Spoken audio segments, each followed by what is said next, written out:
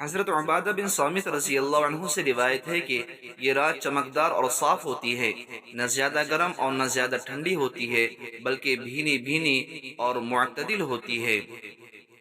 اس رات میں شیاطین کو ستارے نہیں مارے جاتے۔ آسمانوں کی طرف نگاہ اٹھا کر دیکھنے سے آنکھوں میں نور اور دل میں سرور کی کیفیت پیدا ہوتی ہے۔ شب قدر کے بعد والی صبح کو سورج میں تیزی نہیں ہوتی۔ اس رات میں عبادت کی بڑی لذت محسوس ہوتی ہے اور عبادت میں خشوع خضوع پیدا ہوتا ہے۔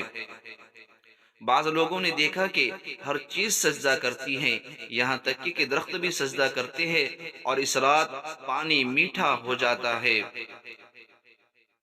ام المؤمنین عائشہ صدیقہ رضی اللہ عنہ فرماتی ہے کہ میں نے عرض کیا یا رسول اللہ، مجھے بتائے کہ میں لیلۃ القدر کو کیا دعا مانگوں؟ تو آپ صلی اللہ علیہ وسلم نے ارشاد فرمایا، یہ دعا پڑھا کرو: اللہم انک عفو کریم تحب العفو فاعف عنی۔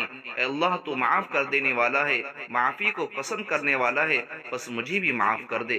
لیلۃ القدر وہ رات ہے جو صاحب ایمان کے لیے مغفرت و رحمت اور بخشش کا پیغام لے کر آتی ہے۔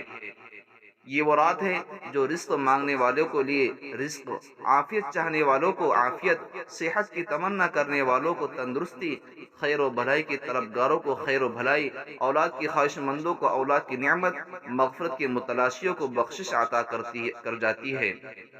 اس عظیم الشان رات کی عبادت اور اجر ثواب کے حوالے سے حضرت ابو ہریرہ رضی اللہ عنہ بیان کرتے ہیں کہ آپ صلی اللہ علیہ وسلم کا ارشاد گرامی ہے، جو شخص لیلۃ القدر میں ایمان کے ساتھ اور اجر ثواب کی نیت سے نماز میں قیام کرتا ہے تو اس کے پچھلے سارے گناہ معاف کر دیے جاتے ہیں۔ حضرت انس رضی اللہ عنہ سے مروی ہے کہ نبی کریم صلی اللہ علیہ وسلم نے لیلۃ القدر کی فضیلت بیان کرتے ہوئے ارشاد فرمایا کہ شب قدر کو جبرائیل امین فرشتوں کے جھرمٹ میں زمین پر اتر آتے ہیں، وہ ہر اس شخص کے لیے دعائیں مغفرت کرتے ہیں جو کھڑے بیٹھے کسی حرم اللہ کو یاد کر رہا ہو۔ محترم ناظرین و سامعین اکرام، اگر آپ کو ہماری یہ ویڈیو پسند آئی ہو تو اور اس طریقے کی ویڈیو کو دیکھنے کے لیے ہمارے چینل حسین اسلامک کو ضرور سبسکرائب کریں اور شیئر کرنا ہرگز نہ بھولیں۔ السلام علیکم ورحمۃ اللہ وبرکاتہ۔